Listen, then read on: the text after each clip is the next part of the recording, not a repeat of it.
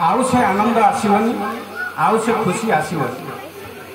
ये आगुरी विजय सार जहाँ कहते जनता उच्च प्राथमिक विद्यालय में आमर जहाँ भी प्रति मसरे ना प्रति 15 दिन थोड़े भी आम गोटे गोटे रोषई हो से आम समस्ते एकाठी हो। तेणु से बेलर जो आत्मीयता से बेलर जो स्मृति से बेलर जो अनुभूति ये वास्तविक आज मन पड़े भारी दुख लगे।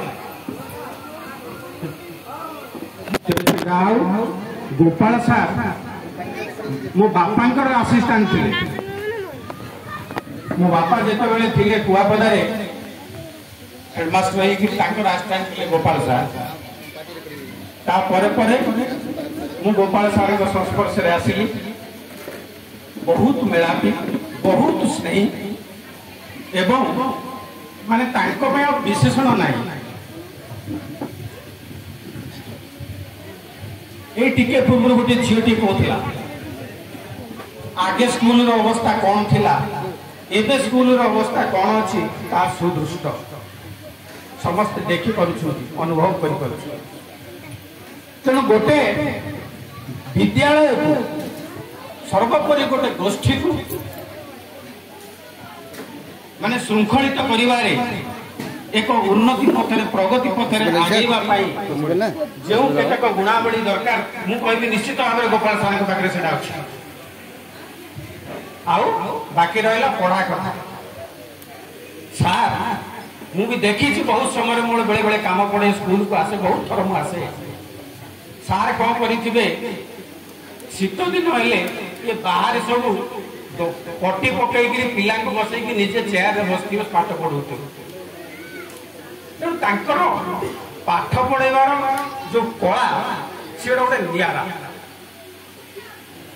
आउ ये विद्यालय सार जो प्रधान शिक्षक थे रेकर्ड पत्र टिके अवश्य टिके एपट सेपट होता जहा मत दिने सार कहले रथ मोर एटीएम कैश बुक है मु पचारि सार केबेठू है ना मु जॉइन कला दिन 12 वर्ष है सर यही कथा तो हाँ करद आज्ञा गोटे समर वैकेशन बीतीगला 12 वर्ष कैश बुक मु सार को अपडेट करके देली। तेणु से स्मृति गुड़ाक आज्ञा कि मन पड़े तेज से जाओ गोपाल सार भली एक व्यक्तित्व सतरे नियारा एभली जन व्यक्तित्व मु आगु आउ मोर जी चाकरी जीवन अच्छी मु पाइबी कि नहीं संदेह।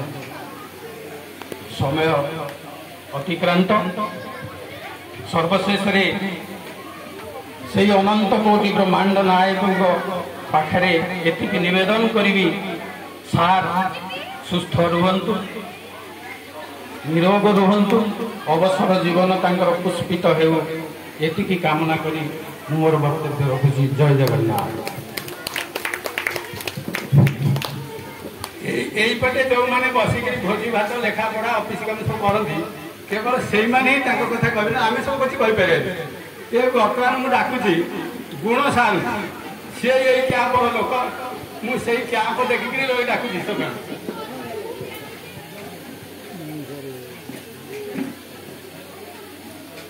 गोपाल सार को कहली तुम फेयरवेल मीटिंग सका 8 रु करें राति 7 8 हम ना ना मैं सारीदेवा भितर देखिया केते समय हो।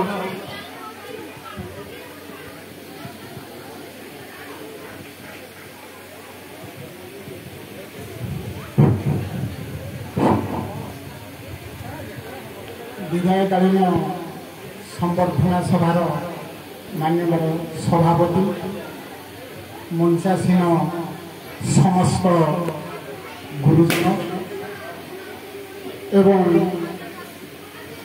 विभिन्न स्कूल आसीथिबा समस्त शिक्षक शिक्षयित्री